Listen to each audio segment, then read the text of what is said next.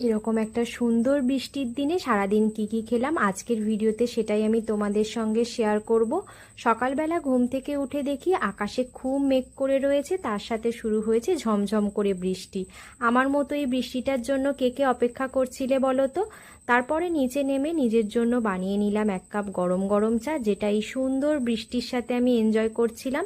আজকে আমি আমার বাবাকে বলেছিলাম যে একটু কচুরি কিনে পাঠাতে, অনেক দিন থেকে খেতে ইচ্ছা করছিল। আর কচুরির সাথে কিন্তু আমি মিষ্টি মিষ্টি ছোলার ডালটা খেতে বেশি পছন্দ করি, কিন্তু এই ঘুগনিটা দিয়ে খেতে কচুরিটা বেশ ভালোই লাগছিল। এরপর আমি স্নান টান করে পুজো দিয়ে নিয়েছিলাম, আর এদিকে আমার মা আমার জন্য লাঞ্চটা একদম রেডি করে দিয়েছে সাজিয়ে গুছিয়ে। তো আজকের লাঞ্চে ছিল ভাত, ডাল, ফুলকপি আলুর তরকারি, মাছ ভাজা আর চিংড়ি মাছের মালাইকারি। ডাল ভাতের সঙ্গে যে কোনো ভাজাভুজি খেতে কিন্তু আমার বেশ ভালো লাগে। তো ডাল ভাত দিয়ে আমি অর্ধেক ভাত শেষ করার পরে খেলাম চিংড়ি মাছের মালাইকারি। আজকে চিংড়ি মাছের মালাইকারিটা খেতে কিন্তু আমার একেবারেই ভালো লাগেনি, কারণ চিংড়ি মাছটার না অতটা বেশি টেস্ট ছিল না, কিন্তু মা বলছিল মায়ের নাকি খুব ভালো লেগেছে।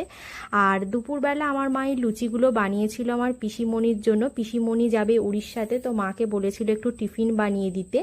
বিকেলের দিকে মা বানিয়েছিল গরম গরম চা, যেটা আমরা খাচ্ছিলাম লুচি দিয়ে। আমি জানি লুচি দিয়ে চা খাওয়া খুবই খারাপ, কিন্তু মাঝে মধ্যে না লুচি দিয়ে চা খেতে বেশ ভালোই লাগে। আমার মতো কার কার লুচি দিয়ে চা খেতে ভালো লাগে কমেন্টে জানিও।